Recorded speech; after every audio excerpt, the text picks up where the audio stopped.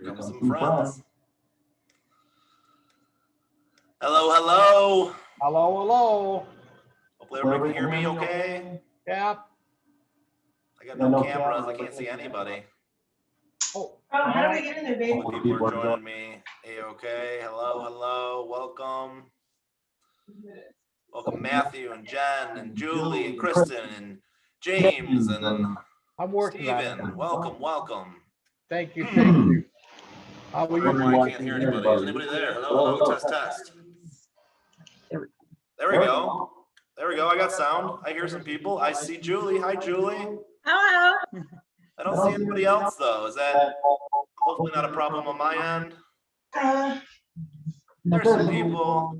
Hello, hello. I'm here.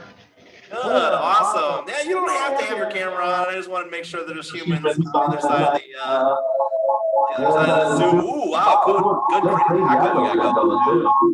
Hi, Kristen. Nice to meet you. Steven, still connecting. Kristen, you busy drawing? You drawing it out? I got it, babe. All right, cool. So before I got started here today, I had printed my silhouette. So if you have your chosen silhouette, go ahead, print that out. And all I'm doing to transfer it is I'm coloring the back side of it with a pencil, and then I'm just going to transfer it onto my canvas. So you can do that while we're waiting for everybody to sign in here. We got, I think, one more person still waiting to jump in. We had a late sign up, not but like 5 minutes ago. But good. How is everybody tonight? It's good to see everybody. Doing good, Dan. How are you, man? Doing all right. I'll make this a little wider. Glad I don't have to go out. There we go. There we go. Ah, now I can see more people. Now I can see more people. I don't think I got it, babe. It's still working. But I have crazy hacker somebody else. Yeah, I hit a button, but now it says recording. So it must have hit the wrong button. All right. Well, yeah, you can record it on your end if you want to. I'm actually going to record it on my end as well. Okay. So you can hear us. I'm going to post it on YouTube for everybody. I'm going to send a link to everybody that's here today. So if you lose track of where you're at, or if you need me to slow down, you can always go back and watch that replay. I'll try to post it as soon as tomorrow, but it might be as late as Sunday. Depends on how fast it uploads to that YouTube there. So I think do we have everybody? Okay, cool. Well, again, just to get started, I printed out my reference photo, my silhouette, my chosen couple, and I'm just going to scribble on the backside with a pencil to start off with. I think we have enough room if you want to. If this is your first Mr. Paint Party, I'm going to go nice and slow and steady. We're going to go step by step. If you have any questions at all, don't hesitate to shout out at any given time and just jump in and ask, because it probably will help more than just you if you have a relevant question. So I already scribbled on the back of mine. You can see I scribbled really good with pencil right in the area where I want to do. This is the silhouette that I'm doing today. I'm doing the girl. I'm going to make this one for Skylee, my daughter. I'm going to do the girl in this one. As you can see, I already have a couple examples. I've already done the I think I can put us all three. And then I have this solo guy. I've given the other one away. I had another one, I think, with a pregnant couple. I think I've given it away, but it's all good. Hello. Hi, Carver. Rachel, how are you? Good to see you guys. Hey. So get started, guys. Everybody, I want you to print this out, scribble on the backside, and then we're going to transfer out to the canvas. So I don't know. Some of you might have done that before we started, in which case just hang tight. We're going to get started painting in just a moment. But for those of you who didn't, go ahead and print that out, and we're going to go trace this onto our canvases as step one for our project today. And I've got a quick question. Yeah, what's up? Cool if I like cut out with an X-Acto knife the silhouette and just trace around it? Yeah, that would work. Okay. That'll work. Did you do that around beforehand already? Yeah, I cut it out already. It's like it's sitting here on the thing. Hey, but I wasn't... that should work. That should work just fine. Okay, cool. What if we just trace the outline of it and that's it? Is that okay? That should work. That should work. Okay. Yeah. All right, we cheated. We used carbon paper. You know, if you have carbon paper on hand, yeah, that's probably the We best way to didn't. go. We That got stuff is getting expensive, though. Man, oh man, it's like $20 for 10 sheets. What was that, Dave? Nothing. All right, so I'm gonna go ahead and transfer mine onto my canvas. I purposely saved them nice and light so you guys can see where your pen lines are, pencil lines are when you go to trace it here. Sometimes I use this book that happens to be just the right size. Where the heck did I put it? There it is. So if you happen to find a book that's exactly the height of the back panel of your canvas, you can lay it flat on the table and not have to worry about denting your canvas. You can push a little bit harder and you can have a little bit of a darker Maybe you can help me. tracing. As you can see, I'm also working, just before this Zoom meeting, I'm working on next week's example painting.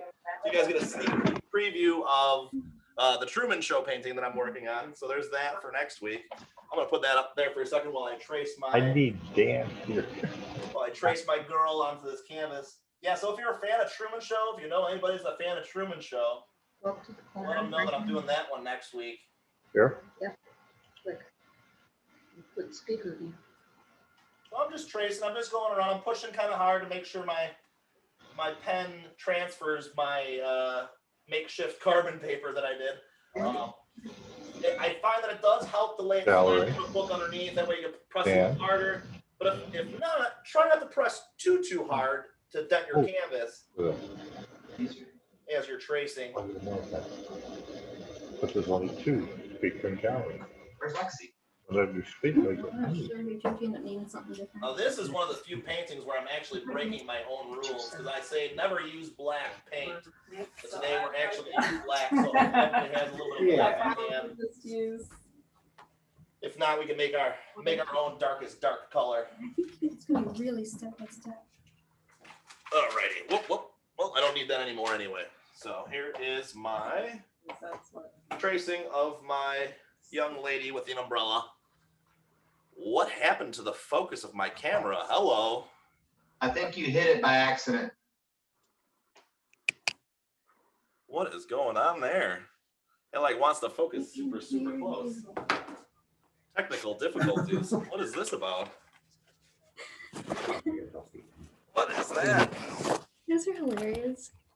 What is that Man, about? if you have technical difficulties, there's a guy named Matthew in the room that the best with anything technical. Yeah? So Matthew, why is this not focusing all of a sudden? I think when you bumped the table, you threw the focus off. Lexi! The what? The what threw the focus off? Lexi. When you bumped the table. I saw bumped the camera table. show it. Yeah, How should that? Why would that do anything? because it'll pull it out of focus. What if I change cameras and go back to that camera? All right, well, you can see my tracing a little bit better here on this camera. And let's see if I pop back to this camera. Will it be focused? Drum roll, please. Hey, all right. There you go. Magic. So the bump knocked it out of focus, huh? Yes. Lexi's We'll do able it. to come That'll do it, huh? Well, now I know. Fine. So is everybody traced? Has everybody got this thing traced already? Is anybody else still tracing? right in blue. Another minute? Anybody need another minute? All right, cool. Let's make. I have my fancy Bob Ross style palette here. Well, I shouldn't say Bob Ross style because this is like big and wood. This is like the cheap version of the modern plastic 2020s version of the Bob Ross palette. But I find lots of different things work. I bought these from the dollar store. You can get these 12 a pack. They're nice and easily disposable. So I usually have those here for backup in case I need more real estate. But I was telling you I was painting this beforehand, so I actually have 2 more palettes full of paint already. So I got plenty of paint to use and plenty of space to mix my paint. But make sure you got plenty of space to mix your paint. It's kind of important as we paint along. We're going to start off today actually with white. We're going to put a nice white coat around, a nice halo around our figure to kind of preserve the bright spot that's around our main silhouette. So I want you to find some white and load it up. Let's get started, guys. Hopefully everybody's got all the colors we need today. We need like 2 different blues, maybe, if you have them. I used actually magenta. Come on, get out of there. I used magenta on my umbrella, not red, but if you've got red or magenta, that'll work. And we need black for our silhouettes. Usually I strip Okay, black. looks good. It kind of dulls down the color of the composition, but today we're actually going to use black because we really want that nice, crisp silhouetted look with a bunch of high contrast on there. So I am starting with just straight white, and I'm doing just a halo around my whole main figure. So around this middle here, you might have 2 main figures. Or you might have a dog. Did anybody choose the one with the dog? Nope, nobody. Everybody's got a couple. Did anybody do a single person? Raise your hand if you did the single person. Hey, all right, cute. Are you doing the same one I am? I kind of added something to mine. I did the girl with the umbrella. Yeah, but you got creative with it. What did you add? Show it, Lex. I told Yeah, what I'm did you add? painting with a few friends today. I've told them they're not allowed to know until it's done. Love it. I love it. That's fantastic. Very cool. I like it a lot. So around your figure and your mystery figure, whatever it may be, we're going to just do a white halo, and I'm going to zoom into my canvas so you can kind of see what I'm doing. Not that you're going to see it anyway, because I'm painting white on white. So here I go, flippy-doo. And I can do this. Voila. This is actually the first vertical one that I've done over Zoom, so it's a little bit of a challenge as far as framing it into my composition here. But it works. So I'm going around this thing with some white young lady here. And I'm just going out about an inch or 2 with my white all the way around. If you feel like your paints are drying as fast as mine are today, it is really handy to have a spritzer bottle, an empty spritzer bottle filled with water. Make sure if it's previously had soap or something in it that you rinse it out really good, because you don't need that in your paints mixed in, because you can have some really undesirable effects if it still has some soap in it. But a nice clean spritzer bottle, fill it up with water, and that's a good tool to have on hand on these dry winter days, so your paints don't dry too fast.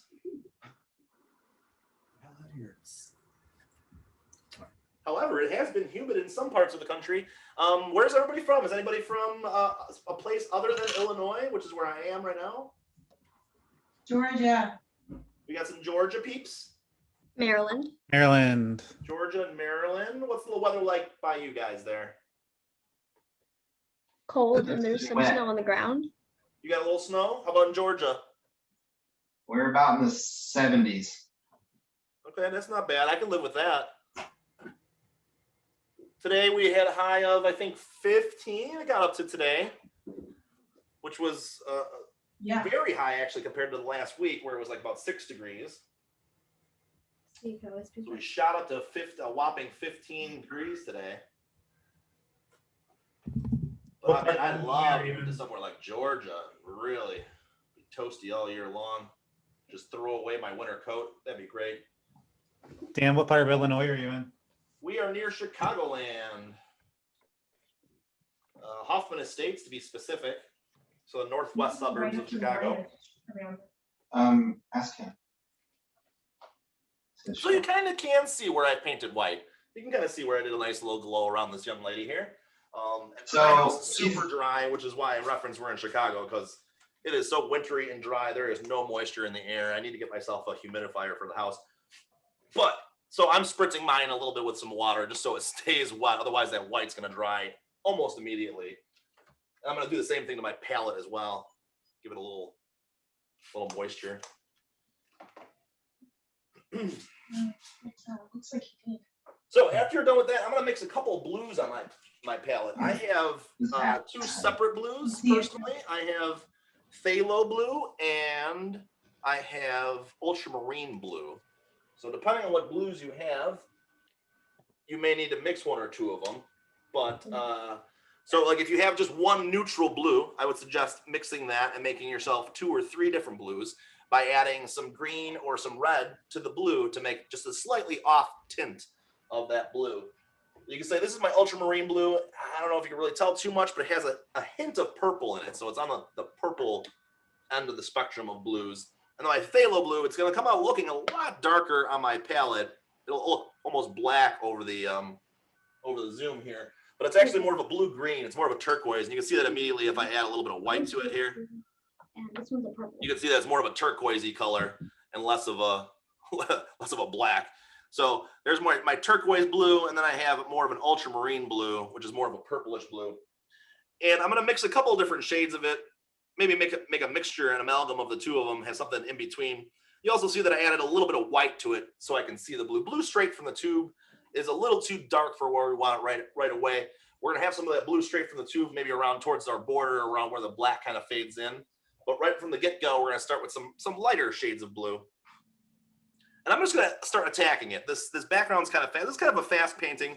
I got paint on my mouse. That's okay. This background's kind of fast. I want the background to be nice and fast and whimsical. It adds some expressive quality to the painting. Of course, if you look at the couple examples that I sent you, I used a couple different styles when I painted this. Both of the ones that I have in the background here with me today have the same kind of expressive style where I'm going all sorts of which ways with my strokes. And I'm going to pop my camera back just for a second so I can reference those things.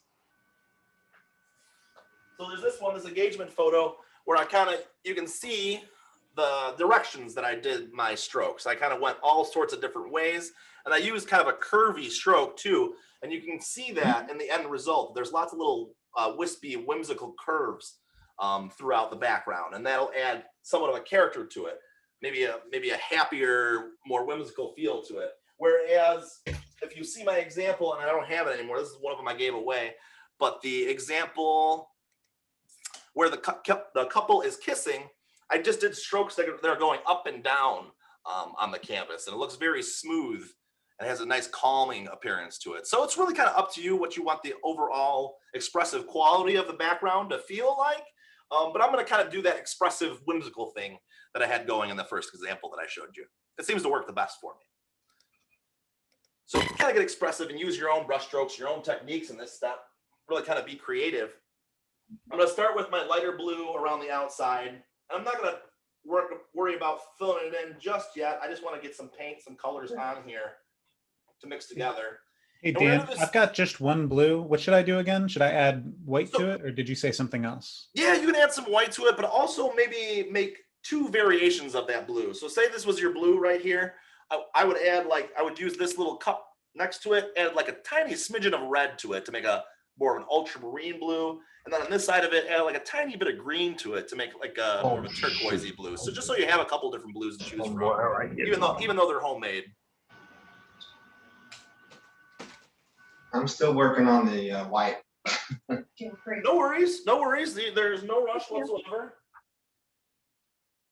I just want to kind of crank my background because, like I said, it's so dry in my house. So I kind of want to crank my background out. But you do not have to work nearly as fast as I do. And if you fall way behind, you can always watch the repeat on YouTube. Boy, it looks like poop right off the bat. I don't like how that looks. But once I start blending the colors in together, hopefully I'll be able to rescue it a little bit.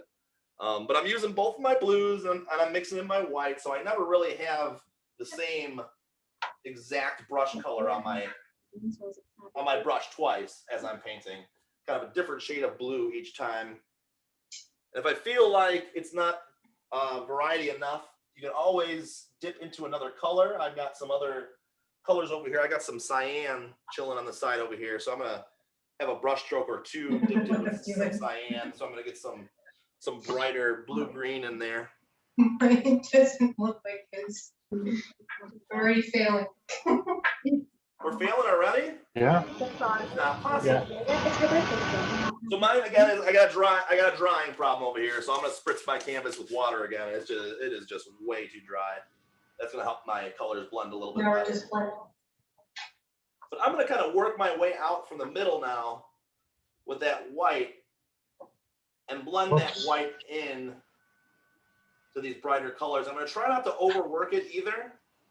I'm gonna try not to do it too much. And if I feel like my brush is getting too dirty and not bright enough, I'm gonna wipe it off on a paper towel. so there's less paint on there. And I'm gonna keep doing that same thing. I'm gonna try to bring some of this white out from the center, from the sides of the silhouette, and bring it outwards. And again, a paper towel in your opposite hand that you paint with is another invaluable tool as you paint.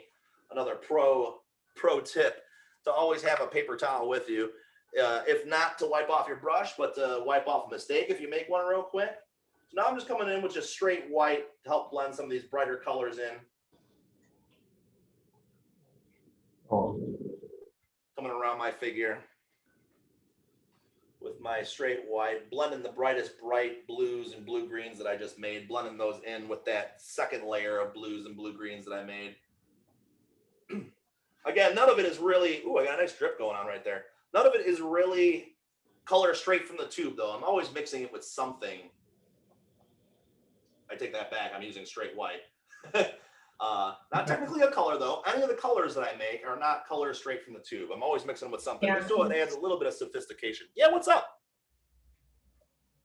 Did I hear it, Dan? Maybe I was just hearing things. That's okay. Maybe it was a yeah.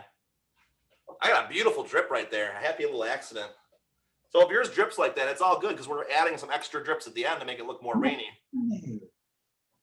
Now, as we're working on this stuff and we got all these colors going, it's a good idea to kind of reflect that same look, whatever it may be, however you ended up. If it's just as bright as mine, we want to have those same bright colors here reflected on the bottom. If it's a little darker, if yours ended up a little bluer and not as white as mine, then you want to have those same darker colors reflected on the bottom.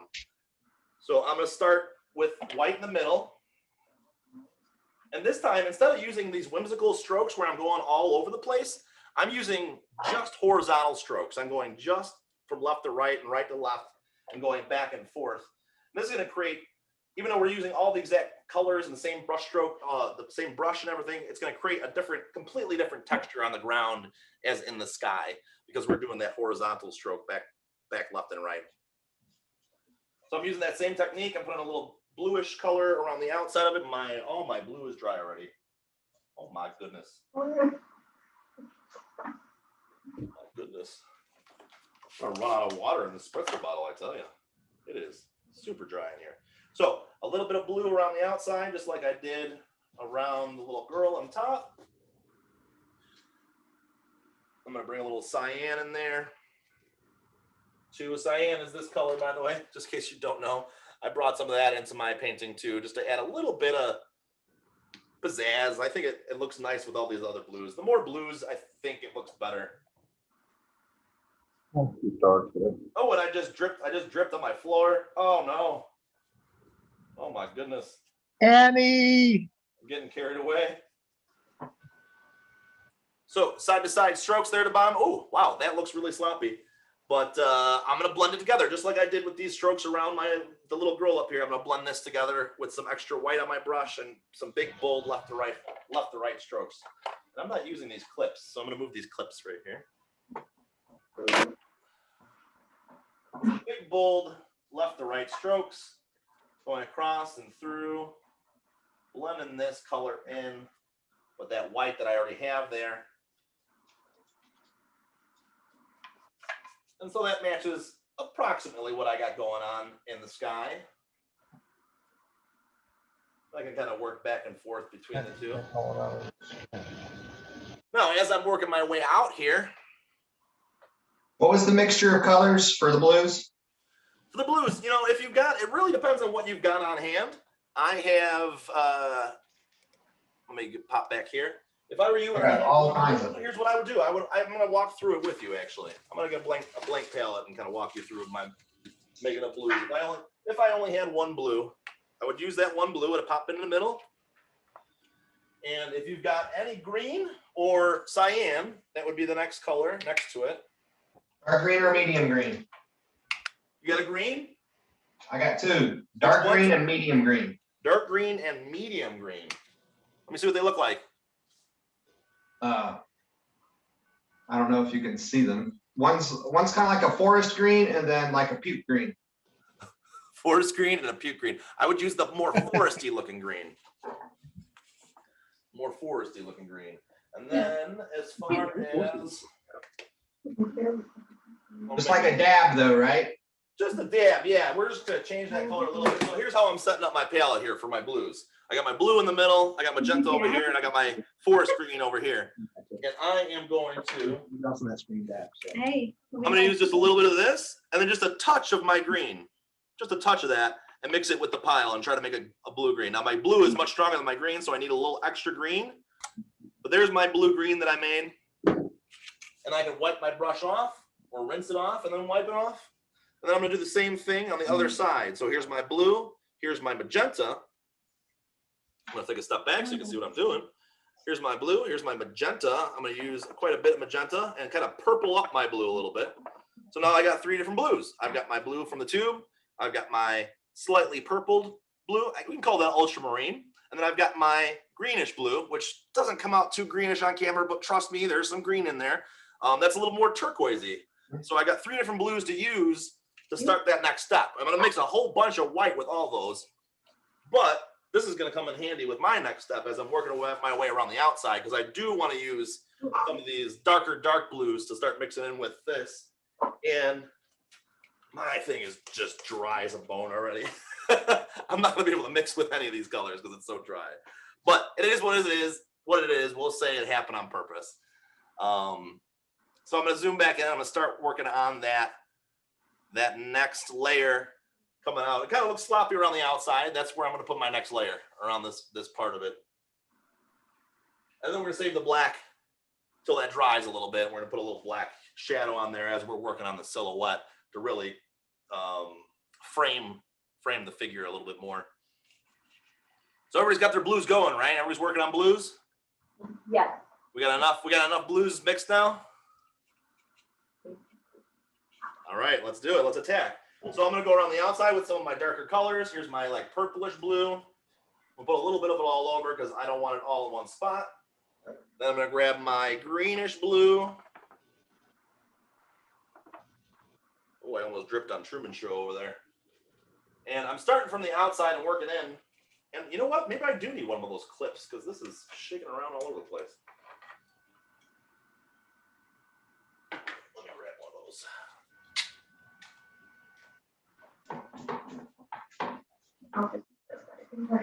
There we go. Making it a little more stable here. And I'm going to use some white. It's not going to be just straight all those blues here. I'm going to mix a little bit of white in them so I can blend in with this next layer of color that I have here. Otherwise, they won't blend at all because, like I said, mine are all dry already. But if yours are not dry, that's going to help out a whole bunch and help you blend it in. So I'm using some white and with these dark colors that I just made. And I'm working my way around my canvas. Now I'm trying to just fill in my white areas that I have left here and filling in the blanks. Oh, good. The challenge for me today is the dryness, and it has been all winter because acrylic paints just dry so fast.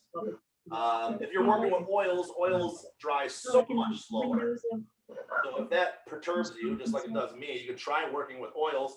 The only problem with oils is that they're fumey. You gotta use like turpentine to wash your paints. And you could get sick from using them because they are very, very toxic paints compared to acrylic paints. In fact, one of the first painting classes that I had in college, my teacher was giving instructions, and the girl standing next to me, he actually turned the fans off for just a second because they were loud, and he was trying to get his point across. He was talking to a small group. Turned the fans off for maybe 5 minutes, and the girl next to me just straight up passed out because there was so much fumes coming off the medium that we had to use. So that's why I use acrylics. Especially if you have any pets or children, you want to use probably the more non-toxic stuff. And there are some products out there, which I ought to start trying to use because this dry time is ridiculous. There are some products out there that can extend the dry time of acrylic paints, that can slow that process. So they act a little bit more like oil paints. And then we're talking about involving mediums and stuff. But hey, if you're up to it, feel free to try some different mediums. Mediums are definitely fun to work with. There's iridescent mediums that you can mix in with your acrylics. Yeah, not just stuff to slow the dry time, but you can mix in stuff to like thicken it to make them real jelly looking. You can make your iridescence, so you can have like different hues of iridescence. Actually, like you can have like a pink iridescent or a blue iridescent. Really kind of cool stuff. They're making with modern paint technology. Hey Dan, how about the side of the canvas, like the edges, the like Hey, if you lateral? got extra time and you don't think you're gonna frame it, then by all means, it doesn't make a huge difference. As you can see, the paintings on the wall behind me, a lot of those, some of them are painted, have the sides painted, some of them don't. You can't really tell the difference when you're looking at a wall full of paintings. And on top of it, if it comes out really good, a 16 by 20 frame is really not that expensive. You could probably find one for pretty cheap. But that being said, if you got some extra time and some extra paint and you finished this before everybody else did, then by all means, yeah, paint the edges. Try to make them match the colors you're currently working with. I really got like a fun impressionist, expressionist thing happening right now where I'm really kind of going all over the place, all my different colors and working them in there. You know what? But really, back when I did this in person, this is when I used to like to walk around the room and kind of psychoanalyze everybody and see what kind of style they're painting their background, because they gave you the freedom to kind of paint it how you wanted to. So the calm type A personalities will probably be not like this, whereas yours might be a little more chaotic if you're feeling maybe under stressed or maybe it was a hard work week.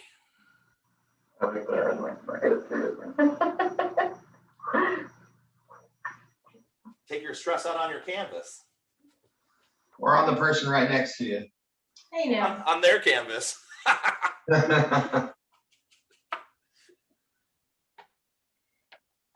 That time I did drip on Truman Show. Oops. My bad. I'm gonna move Truman Show for a minute. Are you talking about Truman Show, like the Jim Carrey movie? Was it Jim Carrey? Yeah. Did you notice this is like that final scene from that movie? Man, I haven't seen that in like a long time. I'm I've seen the movie. a huge fan of that flick. You're gonna have to watch it before you go. Have it playing in the background while we're painting or something. I don't know. It's a good movie. Especially that scene where it's the very last scene of the movie where he finally figures it out. Don't spoil it for anybody. Oh, sorry. Now, if you haven't seen it by now, It's too late. I don't think you're gonna see it. The Sixth Sense. So as I'm putting these darkest darks, I gotta remember that I got my reflection that I gotta do down here still too. I do have a couple little white spots that I want to tackle as well. But before your paint's drying up and you got no more blue left, attack the sides over there, the left and right hand side. I want to mix some more green in here, some more blue green.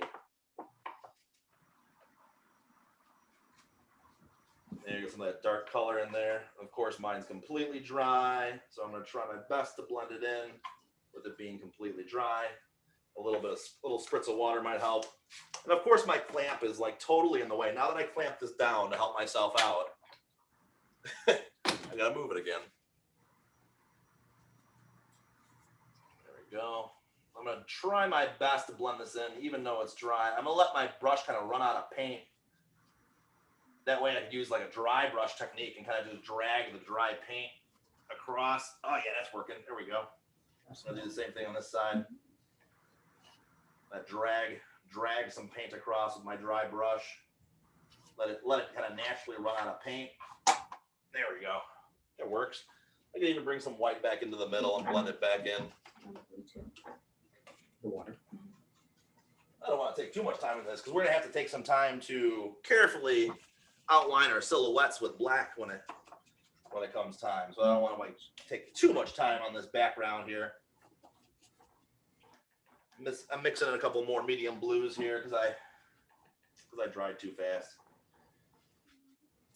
I'm gonna try to blend this a little bit better. Huh?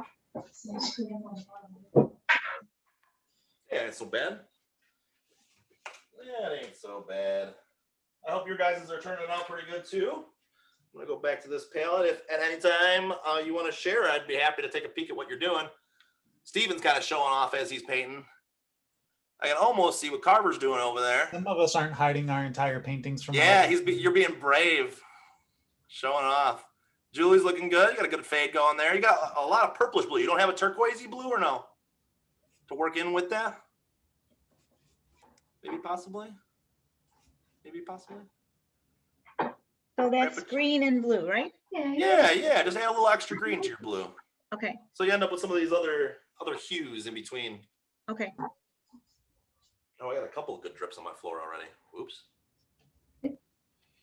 Oops. I tell you, whoever buys this house next is gonna know an artist lived here. They're definitely gonna know. So I am blending that in. Try not to blend too much because I want some of those brush strokes showing. I like it when that shows. And don't forget, we're going to be doing a silhouette here, so she's going to have a little reflection here in the middle too, a little darker reflection. And it doesn't have to be perfect. Nobody's perfect. After all, that's what makes it look like it was painted by hand when it's not perfect.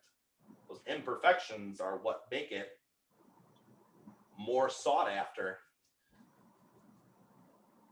I'm amazed sometimes when people commission me to do paintings because I'm just like, well, you could just print that out. But it's the doing it by hand. It's the kind of the magic of making it happen that makes it more valuable. Gonna fill it in. I got some white spots, so I'm just tackling my white spots here, filling it in, trying to match colors, make it work. I got some patchy. I can't believe how dry it is in here.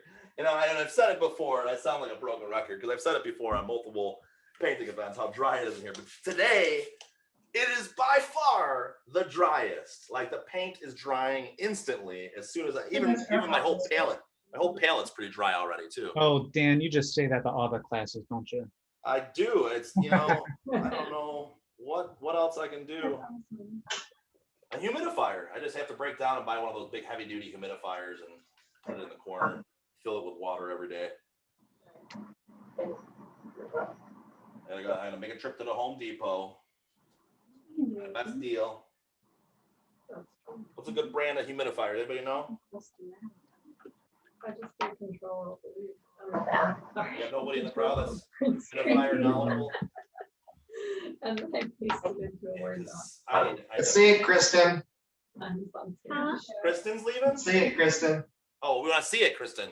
Yeah, let's see it. Where's Kristen? I want to see. Flip back. Where's Kristen? I don't see Kristen. There it is. He's right there. There she is. Kristen, let's see it. Did you show yours?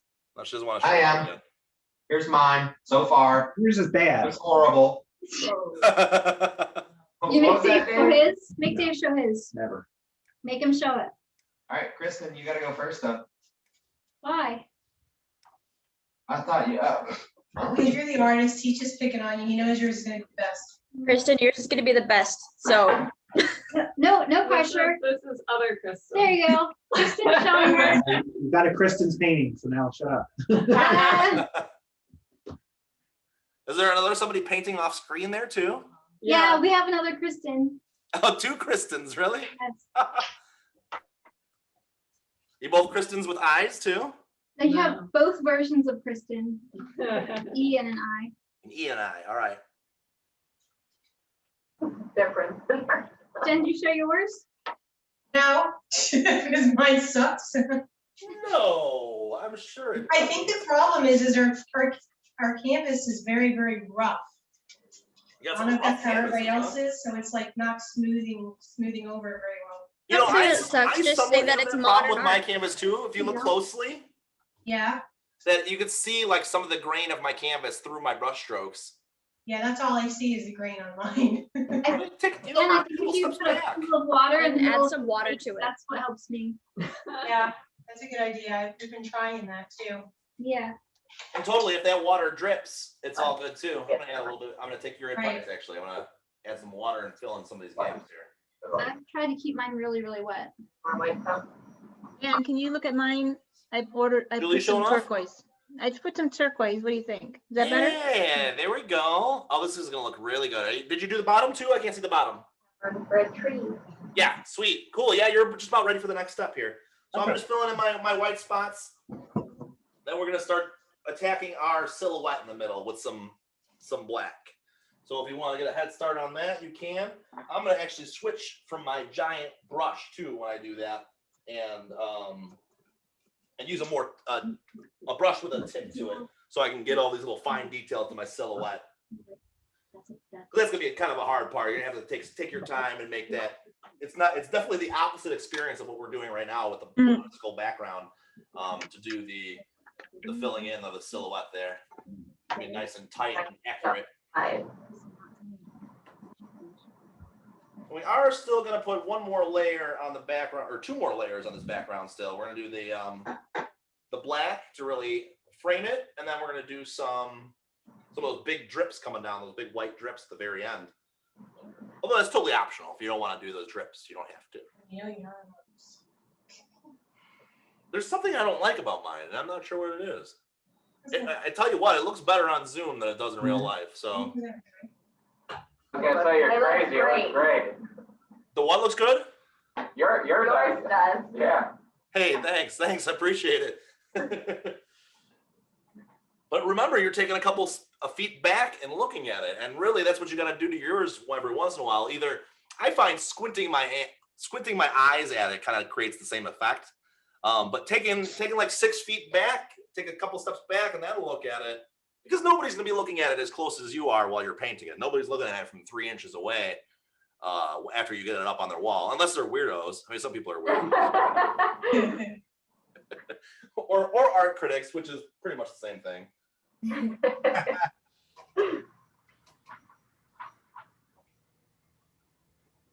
here we go. Let's fill this in. Get these little white spots. Get out of here, white spots. All right, cool. I got all my white spots, at least enough to where I can say it looks decent.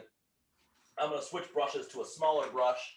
Actually, I have 2 smaller brushes. I have a smaller flat brush, and so that's going to be my main brush that I use to kind of fill in the middle of my figure here. Then I got my nice pointed brush that I'm going to use to, get her fingertips and stuff like that, the tips of her toes. And, depending on which silhouette you pick, some of them have little wisps to the end of their hair.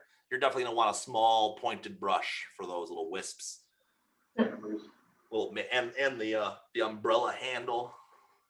Yep, I got that. You're gonna want some little brushes for that. So I'm gonna start attacking, and I am gonna do what I never do, which is use just straight black. Black tends to tone down a picture quite a bit and get rid of a lot of that life from your colors when you're mixing black with your colors. Generally, to darken a color, I mix the complement of that color with it rather than black. But today, I really want some bold contrast between that white and that black, and the best way to do that is to use some black from the tube. And it's a little easier to mix. It's kind of hard to mix that dark is dark without falling one way or the other. So we're going to use black straight from the tube, and I'm going to start filling in my silhouette. I am not going to fill in my umbrella. My umbrella, I want to be colored. I want it to be either red or magenta, whichever one you have on hand. And we're going to attack that right after we do our silhouettes. So everybody, after you're finished with your blue, start cranking on that silhouette. I'm going to start working on my silhouette now. And we're going to try to stay on track together. We'll see how it goes. I'm expecting this painting to not take, I think I have the Zoom scheduled for 2 or 2.5 hours. I don't think it's even going to take 2 hours, because we're really about halfway done already, and we're only about 40 minutes in. So even though we need a little dry time at the last step before we put our white drips on there, I still think on average this is a somewhat easier, faster painting than a lot of mine that I've done in the past. I'm sure some of you that painted with me can vouch for that. Some of my paintings do get rather complicated. This I would put at more of a beginner level because it is a silhouette and it's kind of a little easier to paint. There's not many realistic things we got going, not a lot of realistic shading or stuff like that. So I would put this one into the easy category. Easy for who? Easy. I'm sure yours will look amazing in the end, even if you're not having an easy time. If you're not having an easy time, maybe it's time to grab a glass of wine. Yeah. Relax, because it doesn't matter how it looks. If it looks bad in the end, you paint it black, you put it in the attic. You don't have to tell anybody about it. Or you paint it white and you paint next week's painting on top of it. It's like plastic, basically. And then nobody will ever know until like years in the future when they x-ray your paintings and they can see this crappy version underneath your masterpieces. All right, so I'm gonna blacken this thing. Where's my black? Do I have any black out yet? I don't. So, where's my black? I don't have any black. I'm not I'm gonna gonna go have dig it black. out. Give me a sec, guys. You don't want black. I didn't even pull my black out. It's I gonna almost need a didn't good buy shake. that paint. It's gonna need a good shake because I haven't used it in a while. I knew we should have got the bigger tubes. Pop this back this way. Right side, just as regular wash. See how my area has already become a mess. I am just a mess over here, a messy painter.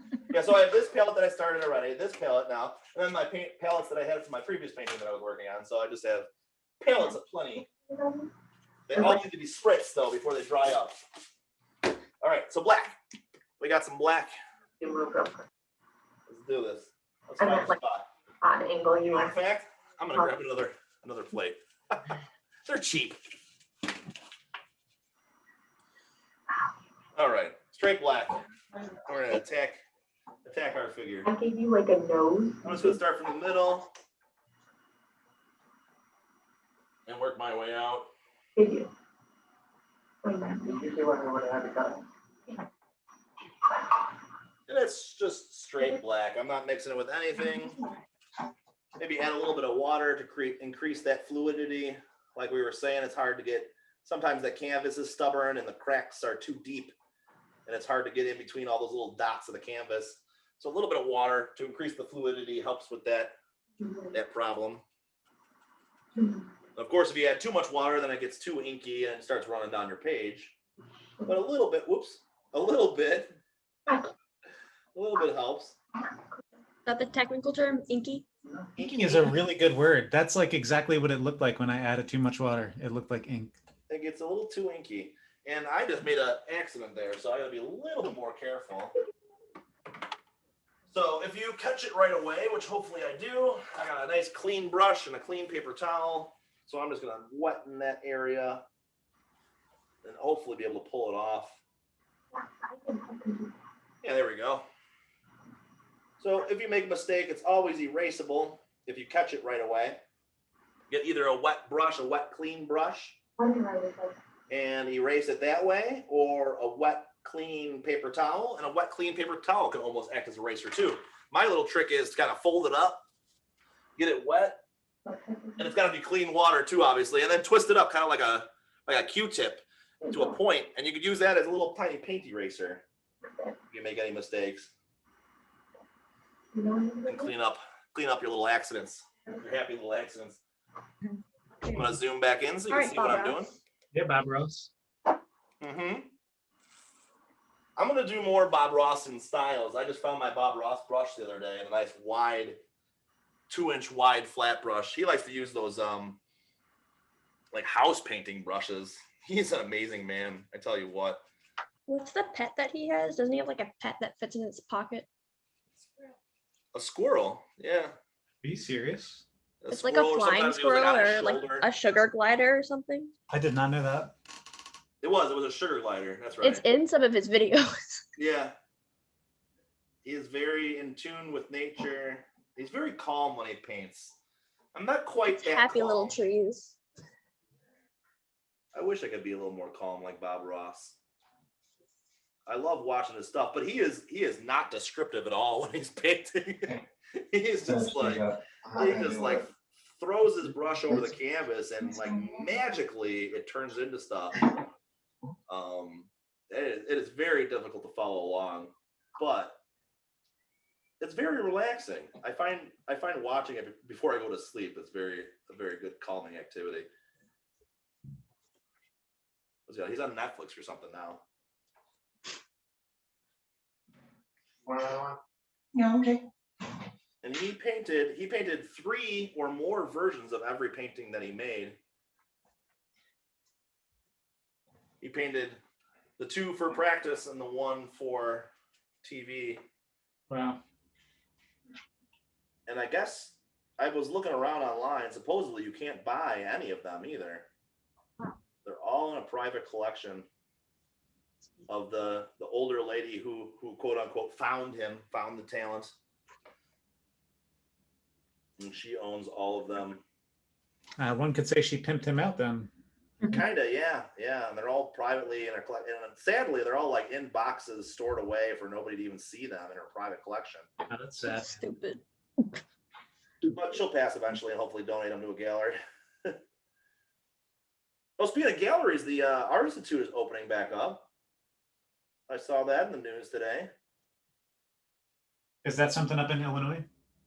Yeah, the Art Institute is our big Chicago art museum. Oh, nice. Got quite a few very famous works of art there. A couple of Monets, a Van Gogh, and well, the Monet is probably the most famous that we have there. And we have a Sunday in the Park, which is a very big George Seurat. It's also known as the Dots painting. Don't we also have the painter Dan painting?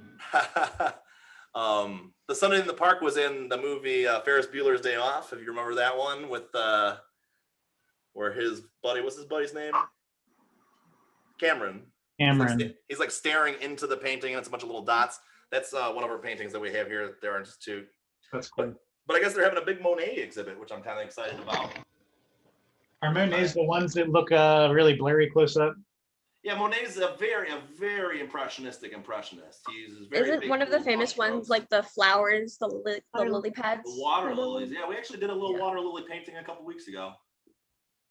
Kind of a homage to Monet. He also uses a lot of blues, kind of like we're using today. These blues and blue greens.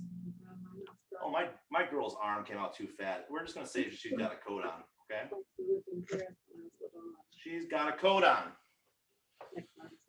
That's all. It's a thick coat. Do you remember it? Hopefully your silhouette doesn't get fatter and fatter like mine does and end up being like a big obese blob. There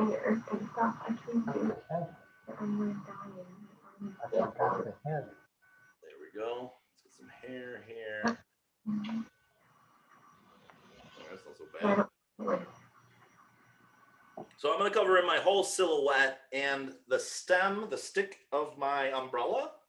And then I'm going to kind of give you guys a chance to catch up before I move on to the next step. So I'm using my flat brush for the stem of my umbrella. I feel that that's easier to make a straight line with. That it's easier to like tap my brush in a row with the flat side of my brush than it is to try to draw a straight line with like a pointy brush. So I use my flat brush to do that. And that is my silhouette. And I feel like I kind of cheated you guys because I did a one-person silhouette, and a lot of you guys are doing two people silhouettes. So go ahead, take your time and paint away. Let me know if you got any questions. You want to come paint ours for us? I could jog over there real quick. Yes, you can. I should have let you borrow an easel. No, I'm fine. I'm finding a technique of holding it so it doesn't move. Really? You're holding it with the one hand while painting with the other? Yeah, it's pretty cool. Oh, man. You know, Alan. That's rough. That's rough. You guys are all working hard. I got you guys grinding, slaving away. Now the umbrella, is that going to be multicolor or just one color? We're going to start with one color and we're going to add just a tiny bit of shadow shading to it. Uh-huh. I'm not good at that yet. Hey, Dan. Yeah, what's up? Who's If talking? you wanted to add like a pine tree above us, A pine tree? yeah, how would I go about doing that? You want a pine tree above you? Yeah, so like hangs, Arching. yeah, like kind of like hangs over, if that makes sense. I don't know. I need a piece of paper, I think. Sorry. You got a spare piece of paper over there? Yeah, we'll fax one over to you. All right, so let's say paper out here. Get a little, might drop this book right here. Let me see. So if the couple is like here, you're doing the engaging couple, right? Yeah. Yeah. Engagement couple. I know why your paintings are better than mine, Dan. Why is that? You're using your left hand. Try it out. It might help.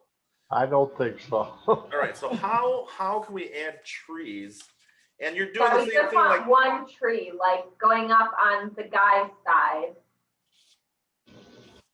So would you want just like the branches of the tree, like just like here? I'm gonna do it two different ways. Like having the tree like come down like this over his head. That's not a bad idea. That may be easiest.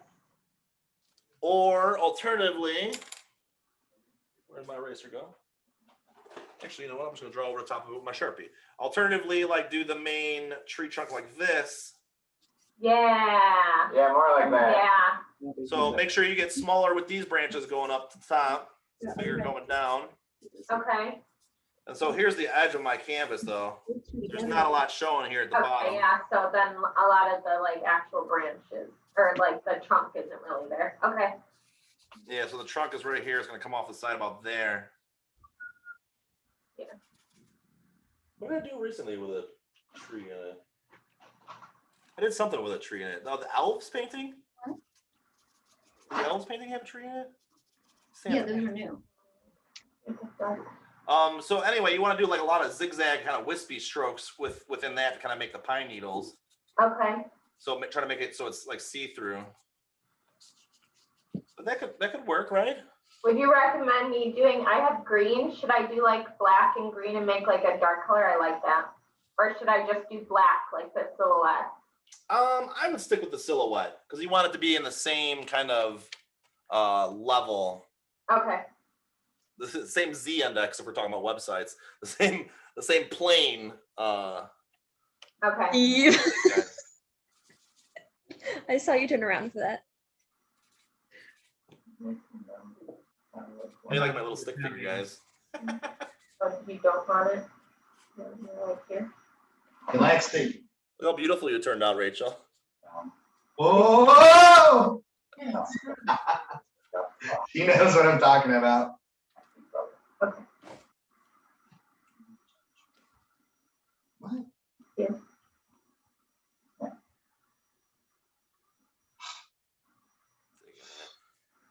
Everybody's working so hard. I think I might get my edges while you guys are working so hard. I'm gonna start attacking my umbrella in just a second. So you might have to take a pause from doing your silhouette and attack the umbrella and then get back to the silhouette. But I'm gonna give you a couple more minutes before I do that.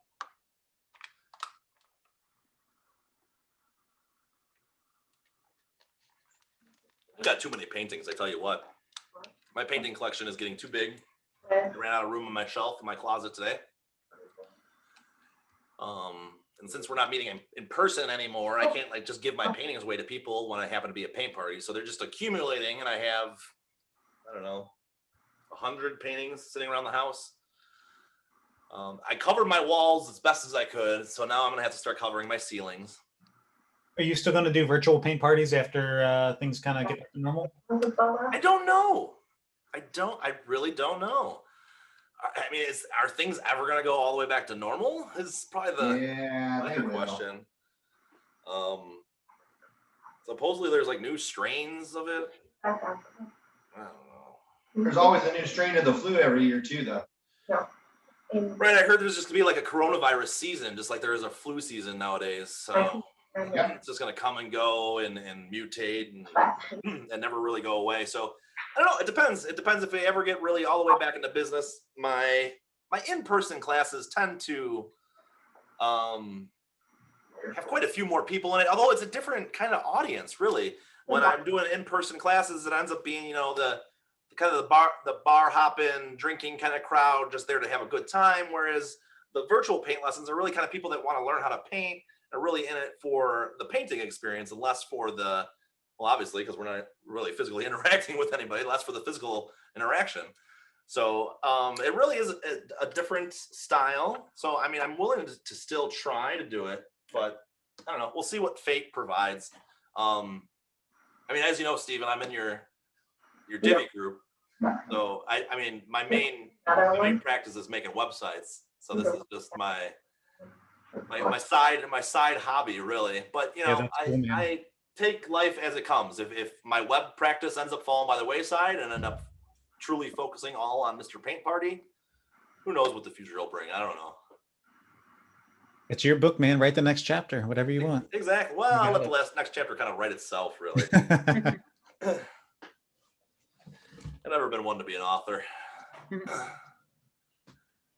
Cool, guys. So I'm going to clean my brush off a little bit. I got a bunch of black on there. And I'm actually going to start with magenta for my umbrella. Although, you know, you might have a different favorite color. I just really like how the magenta pops with these other two blue colors. I think it looks really cool. But, you know, if your favorite color is lime green, there's nothing to stop you from doing yellow or purple or something different. I think a bright color helps, though. So if you're going to do purple, do like a bright lavender purple, or if you're going to do green, do a lime green instead of like a forest green. Because a forest green, I think it'll just kind of disappear into the distance, into the background. Magenta. Do I have some magenta out? I do. I have a little bit on this plate when I was making some blue. So I'm using just some straight magenta. And I'm going to spritz my stuff while I'm thinking about it. I'm not spritzing my canvas as much, you'll notice, because as these colors dry, if as they're drying, you spritz it, that can lead to some undesired effects. Like once you've got it all laid out how you want it, you probably shouldn't spray it anymore, because then you can start getting like little bubbles and weird things in your paint.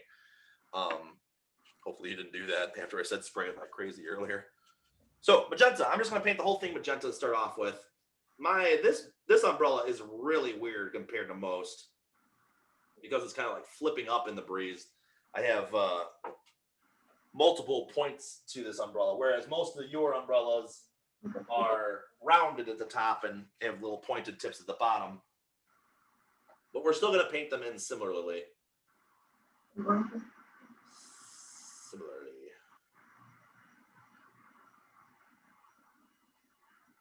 me get this here filled in here. I'm using my smaller flat brush.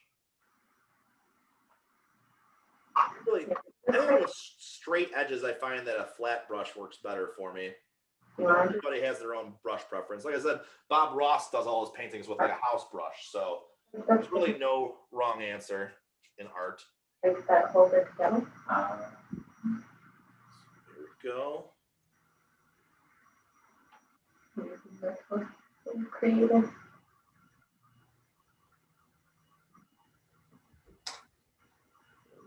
This bottom edge is a little tougher for me being left-handed here. I think I got it though. There we go. And a little tiny smidgen more right here. Go. So once you get that layer of magenta on the whole thing, and I'm going to go ahead and zoom in so you can see what I'm doing again. We're going to add just a little bit of shadow on some of the sections. Oh, I just totally turned my camera off. That's not what I meant to do. There. Okay, so I'm going to zoom up a little bit here, zoom in a little bit there, and I'm from the center of my umbrella. I'm going to create some little shapes. First, I'm going to create a little bit of a darker pink. So on my palette where I have my pink, I got some other blues here. I'm just going to touch my blue, really, is all I want to do. Just touch it, because just that little touch, look how much it changed my magenta. I really just want a slightly different magenta. I don't want a dramatically different magenta. Dramatically different magenta. That's not the easiest thing to say. So starting from the midpoint of wherever your umbrella is, mine ends up right there. But for these other umbrellas, the midpoint is, and I forgot I changed my camera and you can't see what I'm pointing at. The other midpoint for these umbrellas is the top of the umbrella. So we're kind of going to draw some sections of our umbrella coming down. So on mine's going to be the hardest. So I'm going to draw the lines coming down to my points that kind of represent the sections of my umbrella. I'm drawing a straight line from the center to towards each of those points. And you can see it even more clearly here in this dude, this solo dude painting, how I kind of have little separated segmented sections, almost like pizza slices, going almost like curved floppy pizza slices going towards the center of my umbrella there. And I'm doing the same thing with this little girl's umbrella too. And then as I'm going through these sections, I'm going to paint them slightly different, slightly darker. So this one is the first one I'm going to do, and it's just that slightly darker magenta color that I have. I'm going to paint a couple of them like that, and I'm going to kind of fade darker. If you have this shape umbrella, you're going to start with your little darker magenta here. Let's put this on the camera where you can see it. So you're going to start with your darker magenta here, and then you're going to add just a little bit more blue to make it a little darker still, and then a little more blue to make that last section before the edge. And that's going to add that nice kind of gradient shadow to give that a 3D effect, which is kind of funny because we're flattening everything else in the composition. We're flattening the silhouette. I just told you guys to flatten your tree, but we're making the umbrella look rounded to kind of pop out to be a cool kind of dynamic compositional element in your piece. So, dynamic compositional element. Boy, I got technical with that one, didn't I?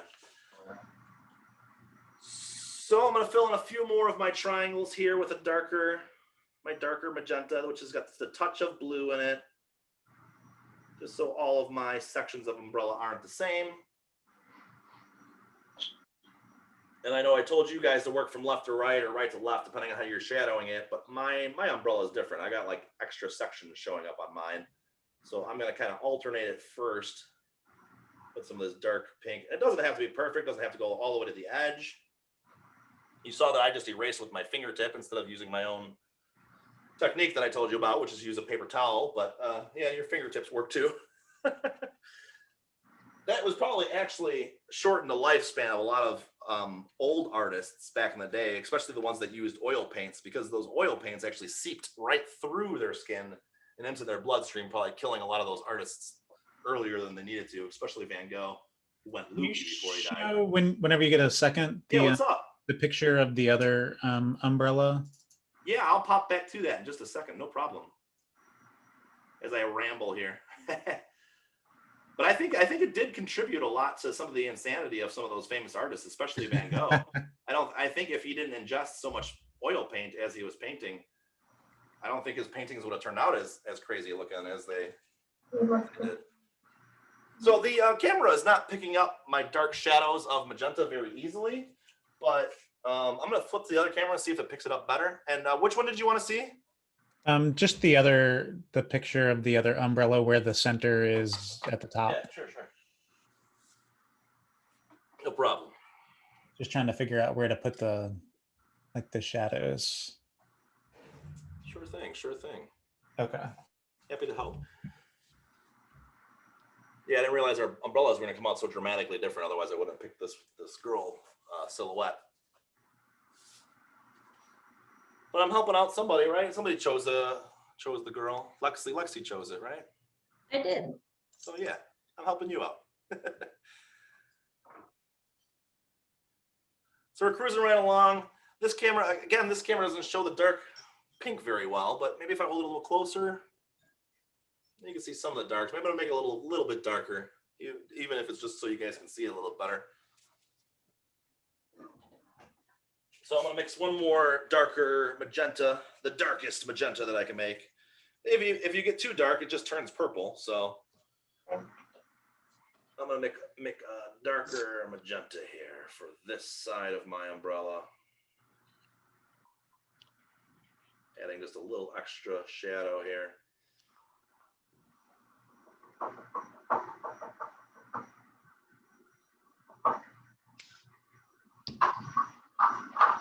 Get a little more contrast, a little darker.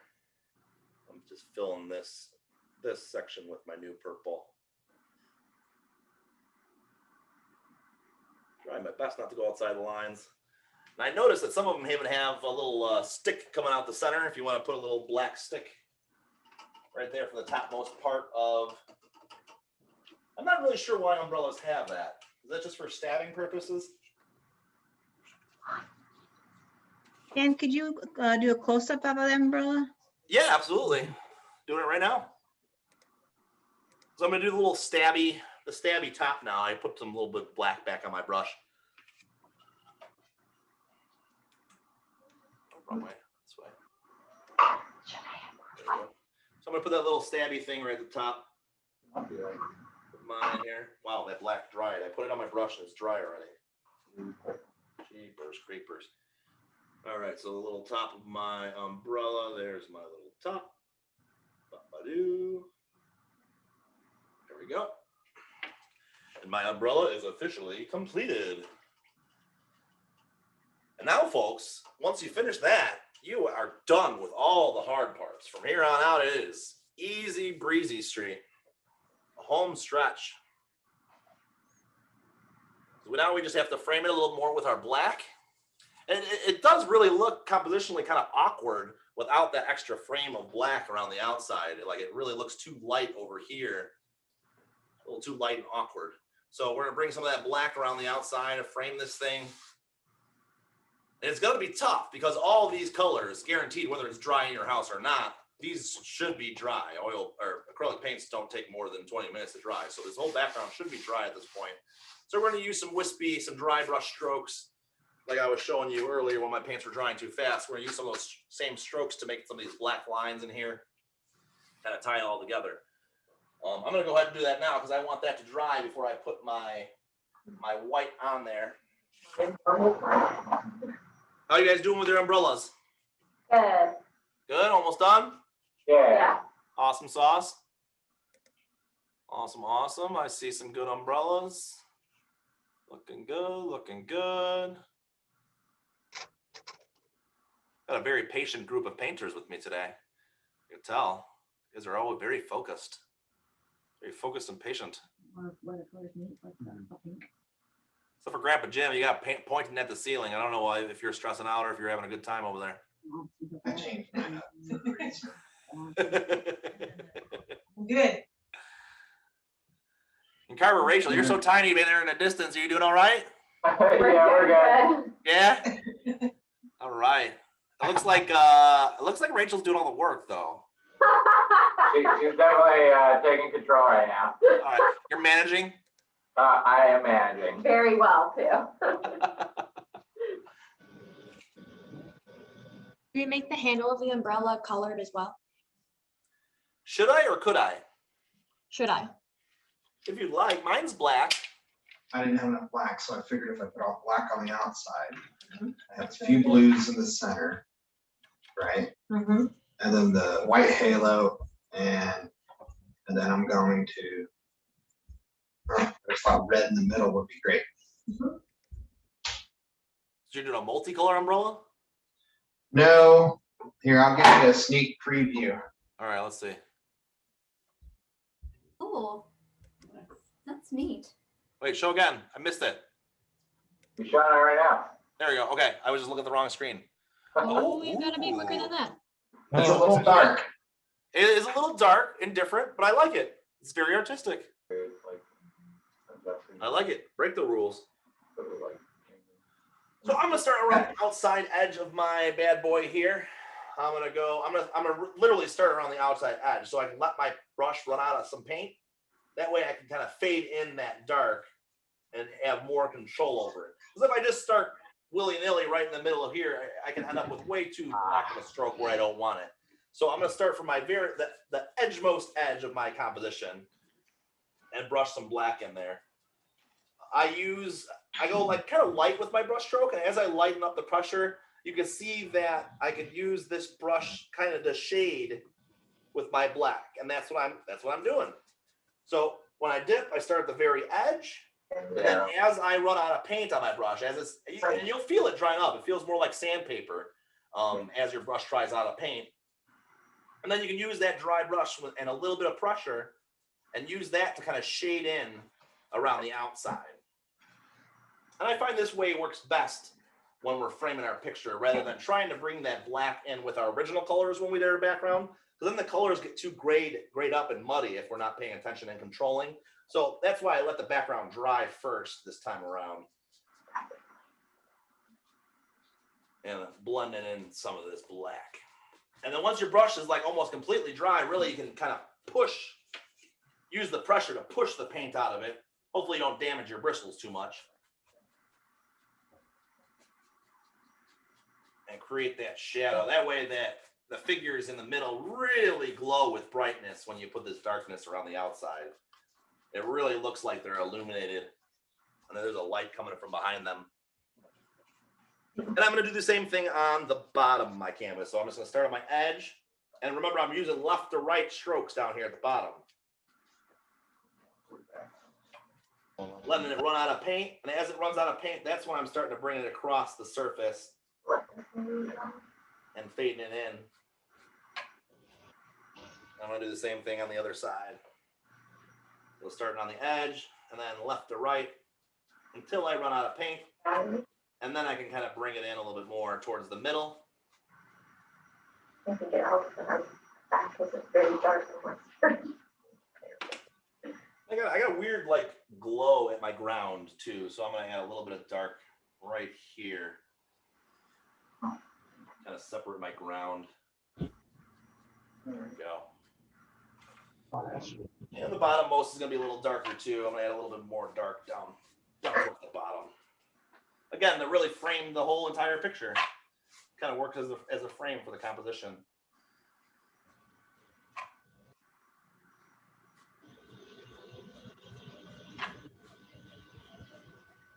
There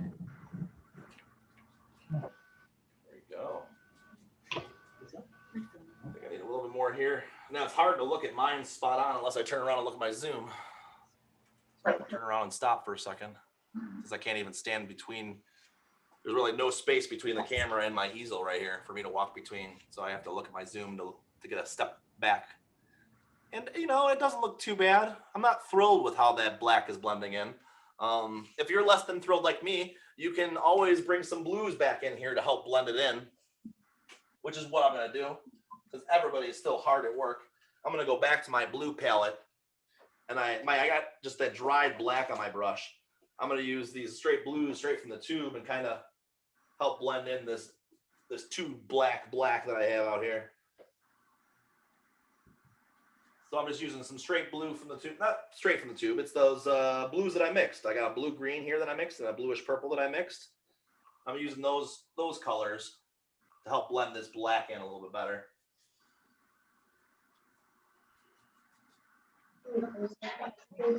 And a little bit of water goes a long way too. If you find yourself having a hard time blending two colors together, watering down the one color and making it slightly transparent to overlay the other color is a good way to blend too.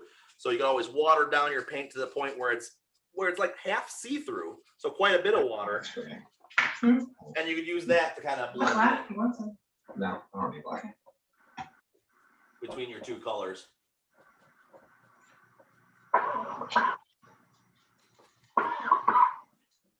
And I think it's working. It's kind of working for me. I like how it's blending a little bit better now. A little more dark up here.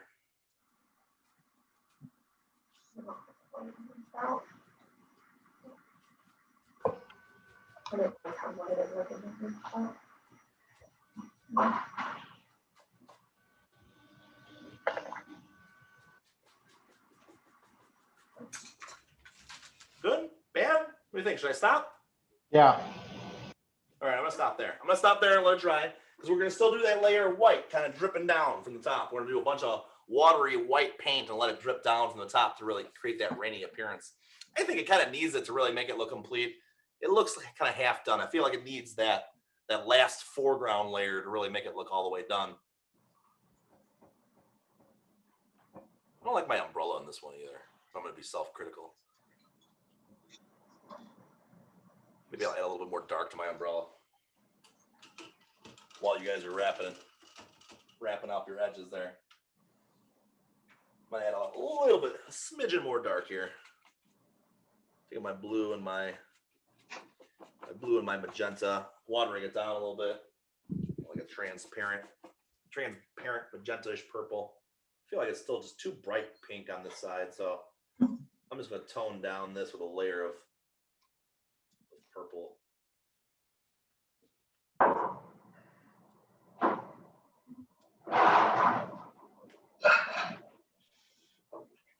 It still looks so bright on camera.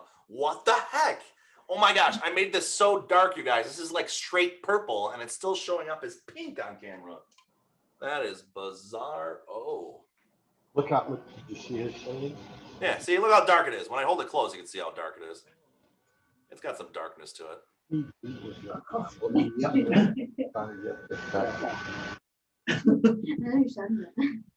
So if your umbrella is like resting on the ground, I know one of the composition has the umbrella kind of resting on the ground. You could put a little pink in the reflection of the umbrella. Mine, really, I want it to be equidistant from this line here. So if I were to do a reflection for this, it'd end up off the canvas, off the bottom of the canvas.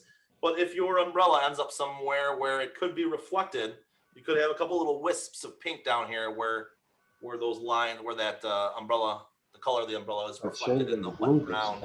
I like the bottom. I'm still working on that white stuff. I'm just, what? I understand how to do it. I just didn't get it. Were you having a challenge over there? Anybody need help? You got any questions? No, I just need new hands. It's gonna be one of those painted black and put it in the attic examples. Oh, no, I'm gonna give it to my best friend. Merry Christmas. Judy, right? Yeah, Judy. She's gonna have them all on the side of her bed. She'll roll over in the morning and go, spooking your wife with your paintings. yeah. She's over here, but she's not listening. That's all right. She'll get it. She'll get it on our bedside. Yeah. Oh, I got so much paint on my mouse. How did this happen? Your beard's looking better. I finally trimmed it a little bit. It was getting a little outrageous. I think it needs to go more. I think I'm ready to go back to the Mr. Paint Party look where it's just the goatee thing. Why don't you just get someone to color your beard like a paint party? Like do it like Mr. Paint Party, like it is in my logo? That would be sweet. Yeah. Lisa could do that. Do you think she could? She knows how to do it. She does our girls all the time. Yeah, but did you see my logo? There is a lot going on there. I'll look at it later if I can't pull it up now. It's gonna be tough. It's definitely gonna be tough to dye it like that. Hey. It's gonna be a few hours worth of work. Well, she can do that and you can paint. Yeah, there you go. She can dye my beard while I paint during a paint lesson. Or you can do some web design. Yeah, sure. Just work while I'm doing it. Right. Bring my laptop and let her style this and this. She'll talk your ear off. So, Steven, you do websites too, or what? Yeah, I do a little bit of websites, a little bit of like digital marketing stuff. Kind of a happy mix of things. And you're your own boss? You work for a company or what? Yep, I work for myself for about the past 3 years now. I've been doing it full time by myself, and it's been working out pretty good. And it's mostly all Divi, or? Yeah, I only use Divi now. Easel. It didn't start that way, but that's what I've transitioned to, and We might need to collaborate, Steven. way better. Yeah, man, anytime. I'm a fan. I'm a little overloaded on design and development work. Oh, nice. So Yeah, man, dude, if you haven't ever outsourced anything, there's a couple good overseas guys. There's one in like Argentina, originally from Norway. Oh, you found him in our Divi group? Yeah. I've mentioned him a few times in there. I shout him out anytime I can.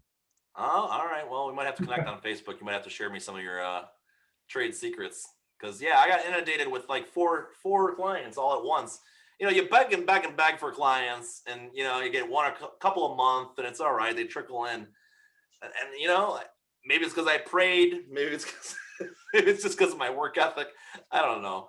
But they all just landed all at the same time. Everybody needs a website. Well, in this day and age during COVID, everybody and their mother needs a website and a redesign. So that's kind of the name of the game sometimes, is that roller coaster of ebbs and flows, and just managing that. If you can get that down. Right. You know, I figured out how to like fill in those. Well, obviously with this Mr. Paint Party thing, I figured out how to fill in those lulls. So, you know, and then all of a sudden getting inundated with 4 more projects now that I figured out how to fill up my lulls, it's like, oh, okay, wow. it's either time to hire somebody or clone myself. Double your prices and hire somebody. Yeah. It's time. It's that time. Multiple somebodies.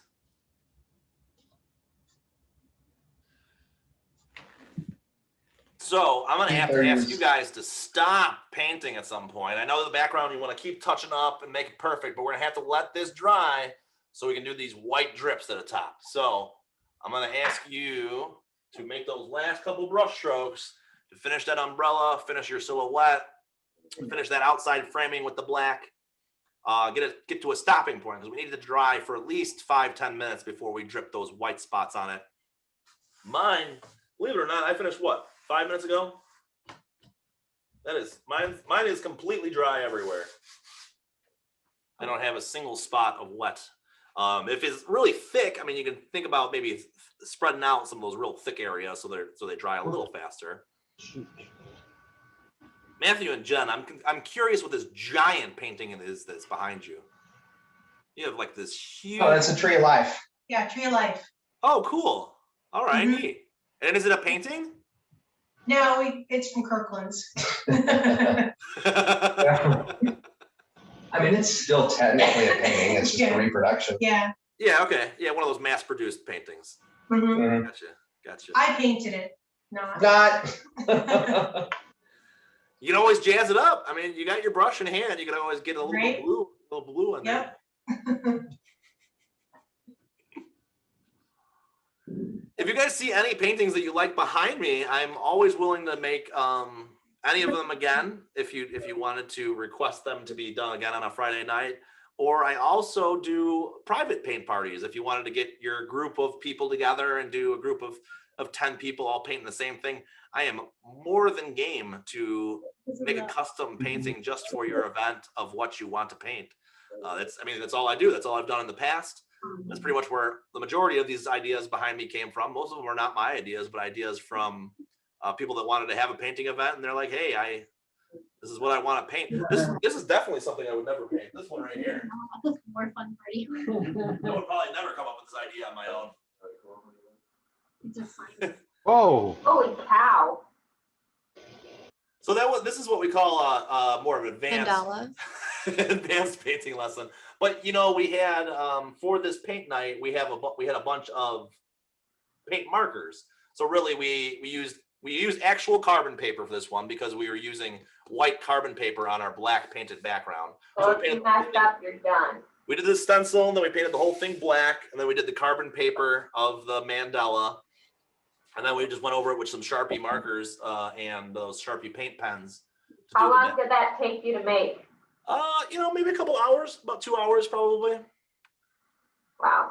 From start to finish. You can't really tell on camera, but this is more of like a silver Sharpie, so it's got kind of a shine to it. And this is a poorly stretched canvas too. You can tell that on camera. You can see how it's like creasing in the corner there. Yeah. But if that happens, you can always re-stretch a canvas. A professional framer will know how to undo this and re-stretch it onto a better canvas or mount it onto a piece of board so it'll never warp again. And then you can frame it that way too. So even if that happens, it's not the end of the world. It is actually very loose. Usually want it to sound like a drum, not like a flappy curtain. All right, stop painting. I still see people painting. Stop painting. We have to have it dry. Never. Dry. Dry. I'll do some more show and tell. Who else wants to show and tell while it's drying? Nobody wants to show off yet? Not until we're all the way done, right? There we go. How'd that tree turn out? Did that tree look like a tree? You want to put it up closer? I suppose. Nice job, Julie. Oh, that couple is so cute. It's such like a classic pose. I love it. Oh, that looks really cute. Oh. Where's Grandpa Jim? Oh, there it is. Perfect. Ooh, yours looks like it's got a spotlight on the couple. I like that. It looks like the line is like a lamppost shining down on them. That's cute. Thanks. Neat. I didn't even think of that. Nice work, James. That's a neat idea. I'll drink to that. I'll drink Okay. that. Absolutely. Cheers. Cheers. Don't forget your strawberry martinis. So and somebody My else. umbrella doesn't try? look like an umbrella, but I think I did pretty well. Yeah? And you're gonna show off at the very end, right? You're gonna save it for Yeah. last? Okay. All Are you right, gonna good. show it We're all? listening. They're actually drying. So is anybody actually interested in painting Jim Carrey in The Truman Show next weekend? Yeah, we got one. We got no. I tell you, I'm gonna have to promote it in like some kind of Reddit group about that movie or something. Yeah, fan of movies. Yeah, the movie fandom group. I need to go do a rewatch of it. I remember just like the basis of what the movie was about, The plot, yeah. but it's been too long. It's definitely worth watching again. I don't have too many paintings based on movies, but I'd like to do a few more of them just to have more pop culture references to just make them more current and fun. I find a lot of these wine and paint places do like the same kind of style thing where it's kind of like this, where it's like something colorful with a silhouette in front, whether it be a tree, a person, and it's just very standard and cheesy. Whereas I think doing something different, like movie based or pop culture based, can be a little more fun for some participants. Like Tony That sounds good. pile of cocaine. Sure. I did a Beetlejuice one. There was a Beetlejuice paint night that I did that came out pretty good. Ooh, that's cool. There's a Trolls one on the wall behind me for kids that we did. We did a Trolls paint night. So we Oh, did Football a team. Poppy Troll. Beautiful. Lion Football King. team. Lion King is a good one. There you There's a go. Lion King one behind me. Oh, somebody said water lilies. Here's the water lily from 2 weeks ago over here. It's kind of off camera. Mine's smiling. This was a really fast one. We just like cranked this one out. Grandpa Jim, you were on this one too. Yeah, I was cranking because it wouldn't dry. Yeah, we went a little thicker and we had the opposite problem where it wouldn't dry, right? Oh, you had those weird paints too that didn't want to dry. Yeah, well, I got paints ordered and it's been 2 weeks and they haven't come yet. Yeah. You're sitting at some house freezing. What the heck? Jim, I've got to ask what that is behind you. Is that like a reel-to-reel like tape thing? Oh, mine? Yeah. What's Yes, that on your shelf behind you? yes, this thing up here. Yeah. Does it work? It does, but we don't have electric to it yet. I'm working on it. You know. Oh, I'll try to get it for the next party and we can have some music coming. That'd be sweet. Yeah, Echoey old tunes. yeah, they are old tunes. All right, so now I guess the hard part is to get your brush cleaned all the way. My water is really dirty. I might need to change my water here. But I want a nice clean brush because I want to use straight white for this next step. And the challenge to this stuff is really is getting the right consistency of paint. Because you don't want it to be too thin because it's going to look like see-through and it's going to look kind of gross looking. And you don't want it to be too thick because then it's not going to drip. But I mean, you'll get a chance to play around. I would say experiment with like the left and right hand side first. That way you don't have like huge ugly drips coming down your figure right off the bat. You can kind of master the consistency first before you start to do it in the middle. So start off on the sides and try to work it that way. And you'll see that even in these, like I have some like flicks, like some extra little drips where it kind of hit the ground and splattered a little bit. So if you get some extra splatters and extra drips, don't be too concerned about it. I mean, as long as they don't fall right in the middle of your silhouette, it should be all right. And even if it does, you can use a wet paper towel and clean them off really quick. And I noticed on this one, I did add a little bit of shadow to my figures here. If you look really closely at this example, I do have like a real dark gray kind of accentuating, making them just a little bit more 3D so they're not so completely flat. That is totally optional if you want to do that. I would do it right after this step if you wanted to do that. Maybe I'll do it. Does anybody want to do that? Make it look more 3D? Yes, no? Thumbs up, thumbs downs? Yeah. Okay, so maybe I'll walk you through this step. And really, we're just going to put like a little bit of gray on their shoulders and the top of their head just to make them look a little bit more 3D than they are. But let's go ahead and mix our drippy white. So I got a nice empty spot here. I'm going to get just some white on my brush. Hopefully you've got some clean water. If you don't have clean water, get yourself a cup of clean water. Because dirty water is just gonna make your white look gross. You can put it down. And I am just gonna use my spritzer. Just get a whole bunch of water here on the plate with me. And really, the ratio we're going for to start off with is kind of half water, half paint. And we're gonna see how that works out. Everybody's got a different brand of paint, so it's gonna work differently for everybody. Hopefully it works decently well for everybody. We'll see how it goes. If you want to get creative, like our gentleman with the red figures, who had that one? Was that Matthew? Yeah. Yes. If you want to be creative and drip some other crazy colors down it. Yeah, that's probably what I'm gonna do. Oh, I have an idea then. I think it might be Cool. on yours. I like the red. I think even some like light blue would kind of be cool on everybody's actually. Light blue dripping down would be just as neat as white. I guess make sure you're not going to accidentally drip on whatever's underneath your canvas. Make sure it's not like carpeted floor or something, because acrylic paint, when it dries, it does tend to ruin things. So make sure you either have a drop cloth or tablecloth or a towel or something underneath your painting, so the white doesn't get it everywhere. And now as I'm mixing my white, and it's homogeneous now, so I got it pretty much half water, half white. It looks a little too thin, but again, I'm gonna test it out. I'm gonna test it out on the side of my canvas here and see how it drips. Almost dripping. Now some of these drips, you might have to force it to drip. So I am kind of creating a line where I want it to go, and I just keep adding more watery paint to that spot, kind of forcing it to drip. Adding a little bit more paint to the top, and you can see that drip finally is starting to move. Gravity is finally starting to take a hold of it and bring it downwards. So I just want to keep adding paint to the top of that drip and force it to go down. Some of those drips we don't want to fall all the way down. Some of them we want kind of halfway down. So try to control your drips as best as you can. Again, I have about half water, half paint, and it seems to be working just about right. It doesn't seem to be too thin or too thick. And you can kind of control the drips with how your canvas is tilted too. If you want them to kind of move around just a little bit so they're not kind of straight down, you can do that. Having the rain kind of coming down sideways. I'm going to put a bunch of them on here to start with and let them do their thing. Now that I know that I have the right consistency.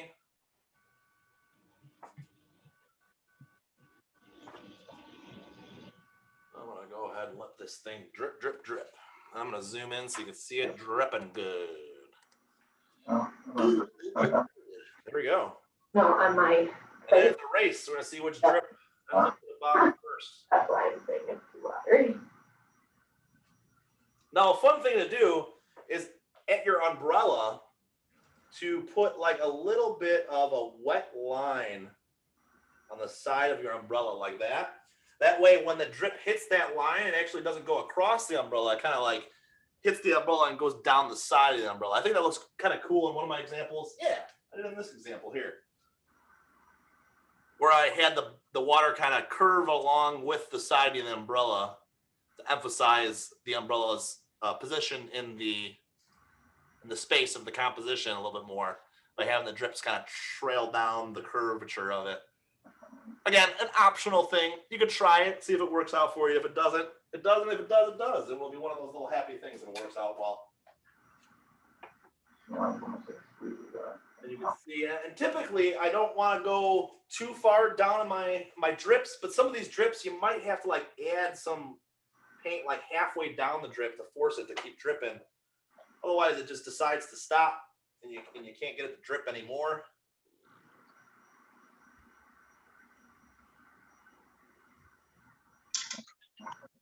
Nice. I'm going to try to like not make them all perfectly evenly spaced. Try to have some of them kind of stagger, be a little closer together. Some of them be a little bit further apart.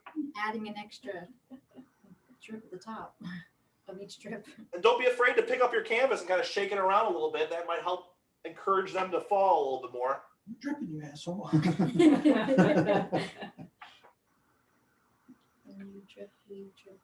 Okay. But just to keep it up, keep adding more water to the top of those drips until they get all the way to the bottom. And then once they get to the bottom, once they get to the ground, you can choose to stop them or to have them go past the ground, or you can have them kind of splatter when they hit the ground. And I'll show you what I mean by that in just a second. Because this one is just about there. Yeah, I suck at this part. Yep, the way he's been having it. Just keep adding some white there. Keep adding it. Well, they did it, put water right from the water reservoir. I hear a dryer going. Is somebody drying it off?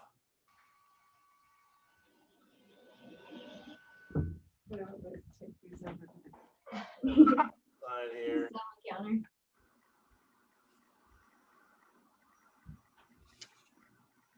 Got a couple little drips there at the top of my umbrella that are going across it. I don't know if I like that or not. I'm gonna let them do their thing though. Oh, that's not fair. There you go. Oh, that one went all the way down. Sweet, sweet.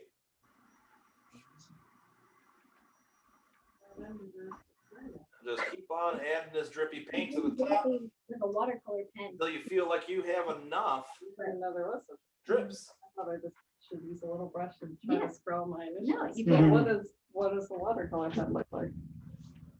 It looks like a the Sharpies will be shiny. They won't match your paint. Oh, It's kind of like a paint pen. Where'd you set it, dude? There we go. Did you have it out with the? Yeah, I bought it for this. How we doing there, guys? Is yours dripping good? No, No? No, really. Not enough fluid? Is it too thick, too thin? Probably too thick. Probably too thick. And make sure when you mix it together that you stir it together until it's like a even consistency. Like it's got that inky consistency like we were making with our blacks earlier. You should do it just right with it, but it shouldn't be. This one I'm gonna have it hit the ground here and have it bounce back up. I'm gonna throw a little paint on there. There we go. I'm just gonna throw a little bit on there with my brush. For the ones that hit the ground.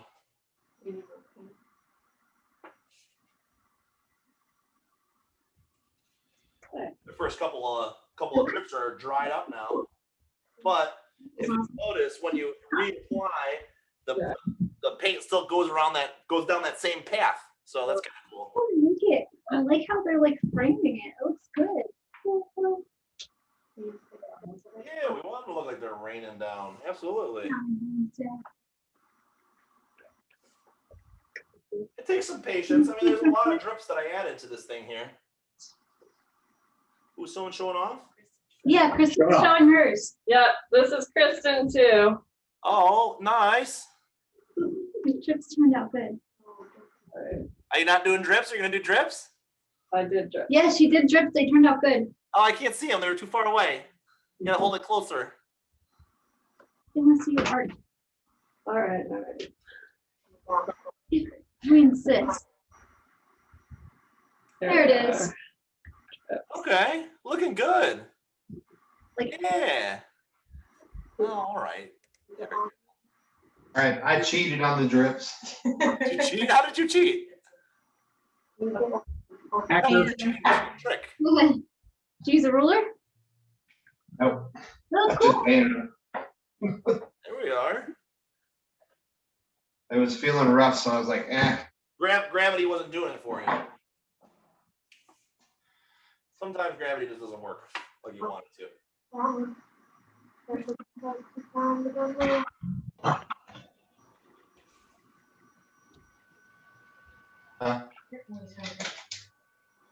Did a lot of work. I painted. So I want some of these to hit the ground and splatter. Come on, get all the way to the ground, would you? I just want this one to get all the way to the ground. Come on, a little bit more water. Get in there. Fall. Oh, you're so- And just a little bit more water here. I don't have. There we go. Come on, drip. Drip. I was gonna say I'm something. gonna talk to your drips to really get them to go. Come on, drip. All the way down.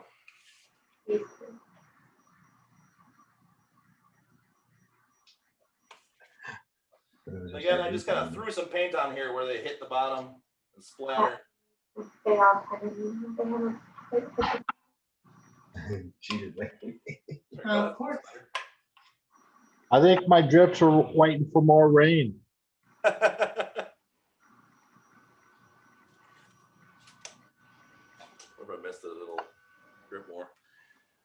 So I am going to do a couple of very last couple steps here while you guys are dripping. If you want to follow along with me, you can. If you want to skip it, that's totally cool. I'm going to add those couple of little highlights on my silhouetted figure. So I'm going to start with black, and I'm going to add just a little bit of white to my black, just to make a nice light, nice dark gray, I should say, a slightly lightened black. Ooh, it's amazing how it's bleeding through all of my nice white.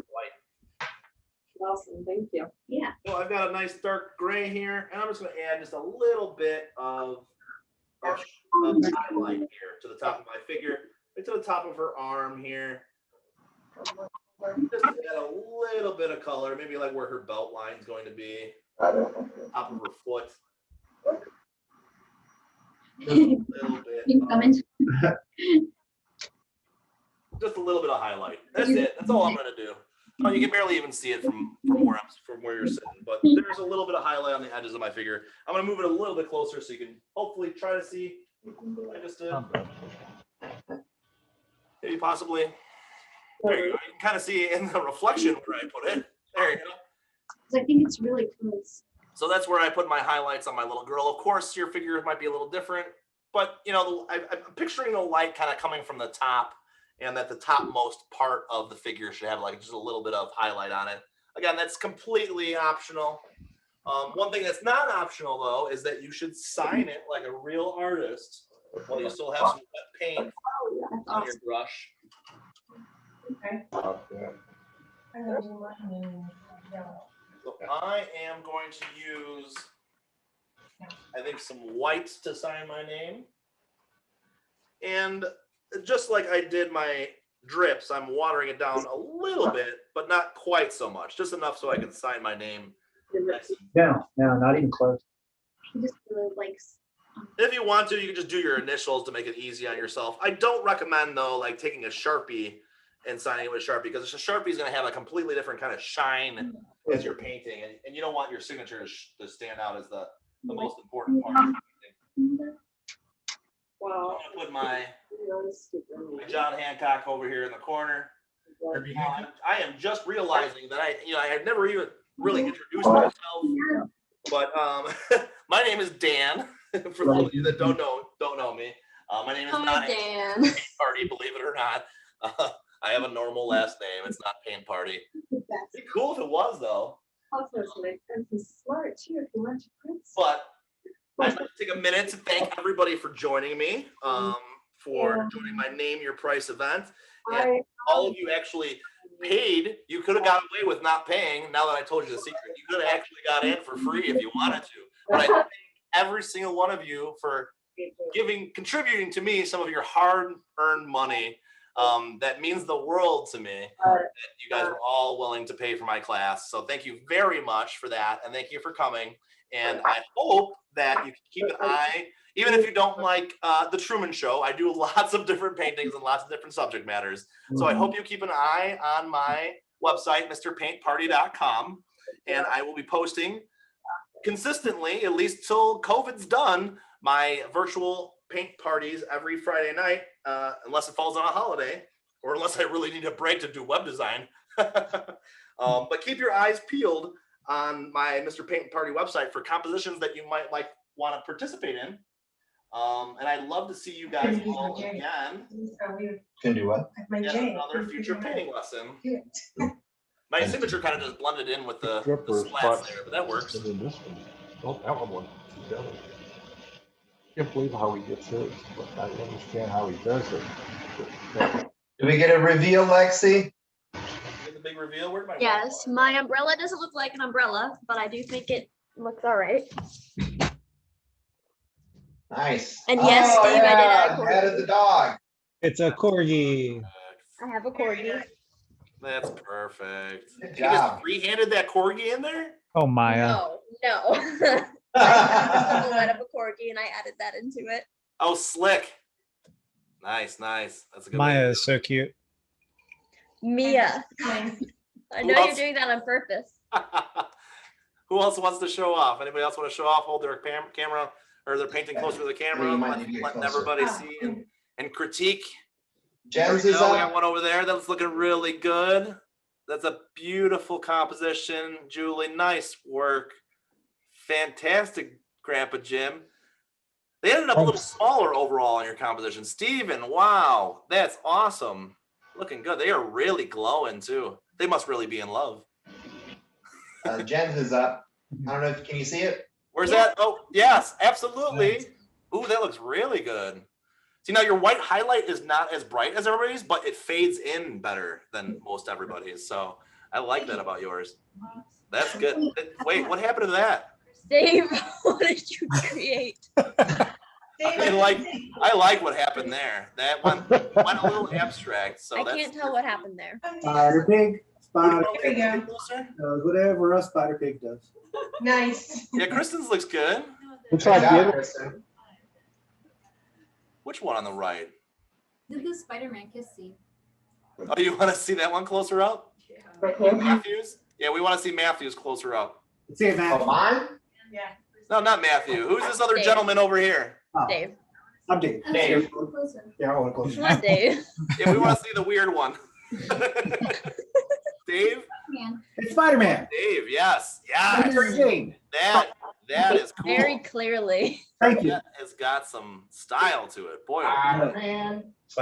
I'm all about style. Oh, yeah. But I do want to see Matthews too. And Carver and Rachel's. Where's Carver and Yeah, Rachel's? come on, Matt. Hold it up. Yeah, mine's terrible.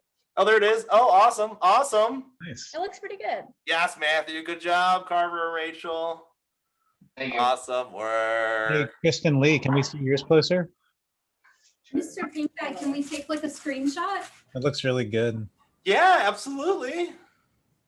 Nice. You can screenshot. You can, like I said, I'm gonna post this on YouTube, so you can screenshot from YouTube too. Once we're done, I'm gonna send it specifically to all the people that registered for the party, and it'll either. Sometimes it even happens the night of. If it processes real fast, it'll happen tonight. But if it doesn't, I'll put it up sometime tomorrow and send you guys all a link. And you can watch it again at your leisure or paint it again. I mean, look how many times I've painted this thing already, and I'm still having fun. I've almost painted all the silhouettes now at this point. Or you can find more silhouettes to do and paint one uniquely for friends or family members. And it's really kind of a fun, easy gift idea too. So again, thank you very much, everybody, for joining me. I'm gonna go ahead and sign off now. Again, if you're still working on it, you've got plenty of time. I'm gonna post a YouTube video. You can follow along. Thank you very much. Thank you, Dan. Thank you, Happy Dan. Thanksgiving. Thanks, Dan. It's been fun. Bye. Have a good one. Take care. What'd you say, Grandpa Jim? Happy Thanksgiving. Happy Thanksgiving. Oh, See ya. good.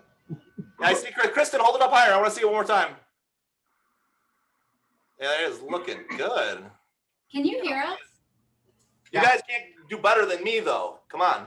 Can you take a screenshot? Because you have to be the moderator to do it. What do you mean? Like screenshot everybody holding everybody up at once? Yeah. Okay. Let me see if I can do a gallery view. We tried, but it says you have to be the moderator. Oh, my bad. Okay. Where I is can that do it button? here, Chris. Where is Yeah. the screenshot button? Did you, David? I don't see a screenshot button. Oh, I just killed my video. That's not what I wanted to do. But tell you what I'm gonna do. Now that we're all holding them up, I'm gonna screenshot that and send it to you guys too, along with the video. Okay. Cool. Sounds good. Cool. Awesome, guys. You guys have a great night. Thanks for joining me. Keep your eyes peeled at MrPaintParty.com for more lessons. Thank you. And hopefully I'll see you guys all again soon. Have a great night. Thanks, Dan. See ya. All right. God. Bye.